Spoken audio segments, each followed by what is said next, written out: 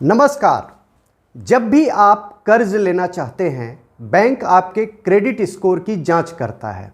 आपका credit score कैसा है, ये इस बात पर डिपेंड करता है कि आपने पहले कितना लोन ले रखा है और उसे चुकाने का आपका रिकॉर्ड कैसा है। खास बात समझ लीजिए कि जब बैंक आपके क्रेडिट स्कोर की जांच करता है, आपको पता भी नहीं चलता। वे क्रेडिट स्कोर बताने वाली कंपनियों से सीधे इसकी जानकारी ले लेते हैं, लेकिन आगे ये डायरेक्ट डील नहीं होगी। जब भी बैंक जांच करने की कोशिश करेगा तो आपको इसकी सूचना मिलेगी।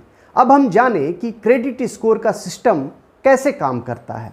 इसे शेयर करने के लिए क्रेडिट इंफॉर्मेशन कंपनियां बाजार में काम कर रही हैं, जैसे TransUnion CIBIL limited, Equifax India और CRIF हाइकमार्क भारत में प्रमुख कंपनियां हैं। ये कंपनियां देश भर में आम लोगों और कंपनियों के उधार खाते की जानकारी रखती हैं और उन्हें ये डाटा मिलता है बैंकों और नॉन बैंकिंग फाइनेंशियल कंपनियों से, और इस डाटा को वो एनालाइज करती हैं। एनालिसिस के आधार पर आपका क्रेडिट स्कोर बनता है।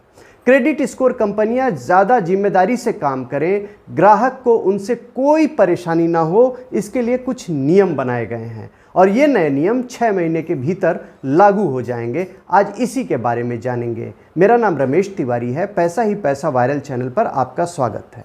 यदि ग्राहक का क्रेडिट स्कोर ऊंचा होता है तो उसे कम ब्याज पर कर्ज मिल सकता है, और अगर क्रेडिट स्कोर कम है तो दिक्कत होगी।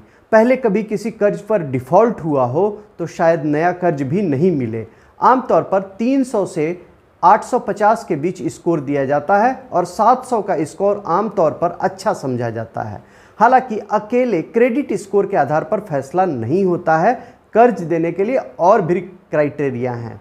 आप भी अपना क्रेडिट स्कोर जान सकते हैं। ये कंपनियां आमतौर पर स्कोर बताने के लिए कुछ पैसा चार्ज करती हैं। हालांकि कुछ वेबसाइट्स पर इन्हें फ्री देने का दावा भी किया जाता है, लेकिन रिजर्व बैंक ने कहा है कि क्रेडिट स्कोर बताने वाली कंपनियों के पास जिसका भी रिकॉर्ड है, उन्हें साल में एक बार मुफ्त शेयर करना चाहिए, वो भी फुल क्रेडिट रिपोर्ट। इसका लिंक कंपनी की वेबसाइट पर ठीक से दिखाया जाए ताकि आदमी अपनी रिपोर्ट तक आसानी से पहुंच सके। कई बार ग्राहक को लगता है कि उसका डेटा गलत है, इस डेटा में सुधार की ज़रूरत है, तब वो एक प्रोसेस के जरिए सुधार के लिए अप्लाई कर सकता है, और अगर इसकी अर्जी खारिज होती है तो कस्टमर को उसका कारण पता चलना चाहिए। अगर डेटा अपडेट और सुधार में देरी होती है तो कस्टमर को इसका मुआवजा भी देना होगा। अगर देरी 30 दिन से ज़्यादा होती है तो 100 रुपये हर दिन के हिसाब से मुआवजा बनेगा। आपको बता दें कि रिजर्व बैंक ने जून में 4 क्रेडिट इंफॉर्मेशन कंपनियों पर 1 करोड़ से ज़्यादा का जुर्माना लगाया था। इन कंपनियों पर नियम तोड़ने का आरोप था। इससे कर्ज लेने वालों को दिक्कत आ रही थी। रिजर्व बैंक ने कई बार इन कंपनियों की जांच की थी, इन्हें नोटिस भी जारी किया गया था। रिजर्व बैंक ने इन कंपनियों को एक और बड़ा इंस्ट्रक्शन दिया है।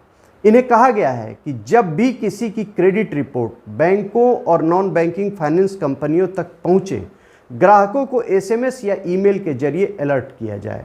इसके अलावा बैंक भी क्रेडिट इंफॉर्मेशन कंपनियों को अपनी सूचना देते हैं, तो वे ग्राहकों को डिफ़ॉल्ट की जानकारी जब दे रहे होते हैं तो बैंक ये जानकारी ग्राहकों को भी SMS या ईमेल अलर्ट के जरिए बताएं।